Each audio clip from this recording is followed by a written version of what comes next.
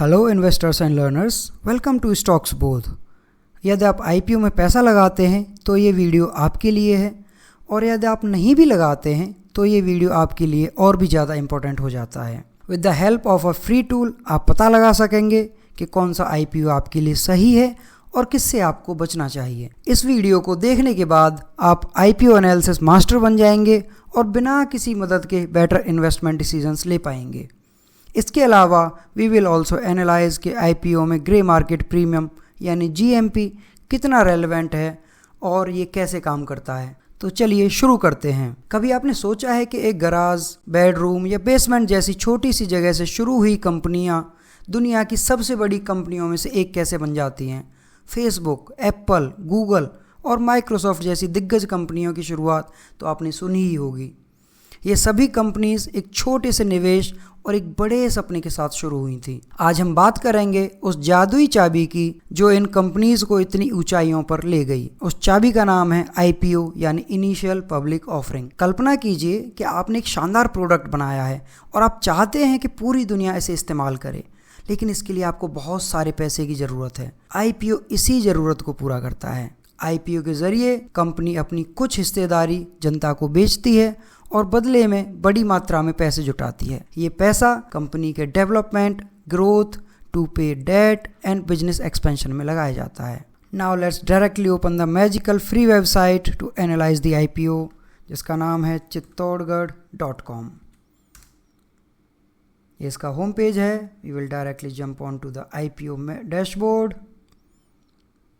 Scroll down.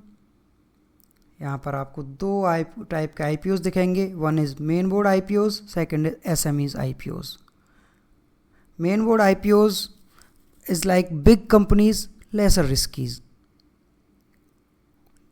SME IPOs small to medium scale companies but have high risk. एक main board IPO का example लेके चलेंगे कि एक आईपीओ को कैसे एनालिसिस करना चाहिए। तो चलिए शुरू करते हैं। Eeco India mobility and hospitality limited. ये आईपीओ ओपन हुआ है अगस्त 28 and will close on August 38। Let's click here.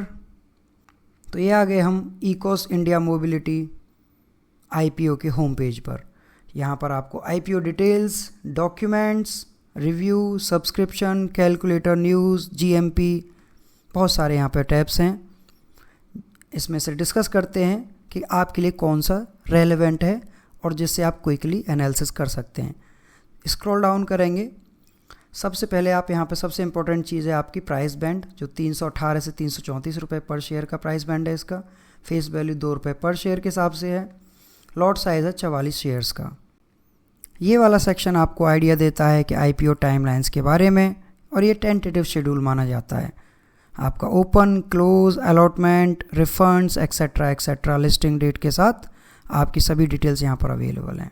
After reading all these details, let's scroll down a bit more and let's read about the company. ये company 1996 फरवरी में incorporate हुई, start हुई, और इसका मेन काम है chauffeur car rentals (CCR) and employ transportation services. Chauffeur is nothing, it's just like a driver in your car. The company has been offering these services to corporate clients, including Fortune 500 companies. Okay, that's good. 109 cities में इसका presence है. It has own vehicles and also collaboration with vendors. It has spread across 21 states and 4 union territories. That's very good. Diversified business है इसका. In fiscal 2024, Ecos Mobility has served the CCR and ETS requirement to over 1100 organizations in India. This is also amazing. The company offers self-driven cars in Delhi, Gurugram, Mumbai and Bengaluru as well. Last year, Ecos completed over 3.1 million trips, averaging more than 8,400 trips per day, combining CCR and ETS segments. That's huge. That's a good number. The company has a fleet of over 12,000 cars, which includes luxury, minivans, and special vehicles such as luggage van, limousine, vintage cars etcetera. अब clients के बारे में बात करें तो InterGlobe aviation like IndiGo, HCL, safe express, Deloitte, urban clap, IndusInd bank and SDFC life, Thomas Cook, so many good companies they are servicing currently। Company के बारे में पढ़ने के बाद let's check another important section that is docs। यहाँ पर आपके RHP यानी रेड हेरिंग प्रोस्पेक्टस, DRHP यानी जो ड्राफ्ट इनिशियली सबमिट करा जाता है सेबी के पास, and then anchor investor link, this is my favourite one. So these are the prominent big companies who have bought the shares of Ecos Mobility till now। So let's look at the names. White Oak, okay, good. ICICI Prudential Transportation and Logistic Fund, Nomura, Aditya Birla Sun Life, Nippon, True Capital, Invesco, Motilal Oswal, my favorite fund management team, Motilal Oswal, that's very good. Franklin, Tata, Edelweiss and Bandhan Core. These all are famous and big fund houses who have bought the shares of this Eco Mobility IPO. Now let's move on to the reviews section. Scroll down a bit. This page gives us an idea about the reviews the fund and brokerage houses has provided about this Eco Mobility IPO. So overall 13 आपका यहाँ पर suggestions हैं, जिनमें से 10 brokerage houses suggesting to apply, 1 suggests may apply and 2 are neutral. And ये आपके Anand Rathi, BP equities, capital market, Geojit, GPL, ये आपके brokerage houses and fund houses हैं जिन्होंने इसे रिव्यू करा है। Let's open one of these reports. Let's open this first one given by Anand Rathi. Anand Rathi के अकॉर्डिंग सब्सक्राइब रेटिंग है, कंपनी डिस्क्रिप्शन ये हम ऑलरेडी वहाँ पर कवर कर चुके हैं। Now let's move to the financial section. Financials की बात करें तो revenue from operations is increasing continuously, you can see it clearly. 1473 million से लेके आपका 4227 देन 5544 मिलियन रुपीज़ में आपका रेवेन्यू है फाइनेंशियल ईयर 2024 में। EBITDA also increased consistently along with profit after taxes, PAT। If you look at the ratios during financial year 2024, there is an increase of 16% in EBITDA, 11.3% in PAT, and sales growth is 31.2%, which is really good.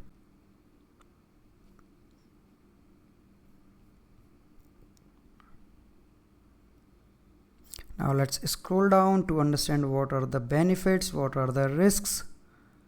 This gives us a better business division। CCR आपका यहाँ पर 24 million rupees का आपका business दे रहा है यहाँ पर। Then ETS is 3.032, which means कि आपका ये ऑलमोस्ट 60-40 का रेशियो यहाँ पर अप्रॉक्स आ रहा है। These are the operation states and major cities which we have already covered. These are the strengths. India's largest and most profitable chauffeur driven mobility provider, which is good. Vehicles owned 5.81% and vehicles operated through vendors 94%. So they are highly relying on vendors. Pan India presence with operations in 109 cities in India, that's great. Comprehensive technology ecosystem enabling operational superiority, that's why they are the #1 chauffeur driven company in India. Established brand, robust financials with consistent performance, I really like this point. If we talk about risks, let's move down to the risks. That is one aspect that we should always look at. Let's scroll down. Yeah, key risks. So the first key risk is high quality service standard. Of course, if someone is paying a lot for a chauffeur service or the company that they are currently servicing, तो उसके लिए आपका high quality standard has to be maintained. Their business depends on their relationship with vendors we also saw that 94% or 95% they are vendor driven. So vendor की तरफ से कोई दिक्कत आती है, it will impact their business directly. The third point says the company drives a significant part of the revenue from some customers only. यदि उनमें कोई प्रॉब्लम आती है या कॉन्ट्रैक्ट कंप्लीट होता है, then it will again impact the revenue of the company. chauffeur shortage यानी driver shortage and increase in driver compensation could also affect. So these are the employee expenses, I must say. And the last one says the business is dependent on the road network of India. Yeah, of course they are driving cars and limousines, so it is of course where the road network is required. So overall I'm satisfied with the plus points and negative points. I think we are good with this exhaustive report that Anand Rathi has given. Let's go back to the Chittorgarh website again. Now let's check the GMP, the favorite thing again.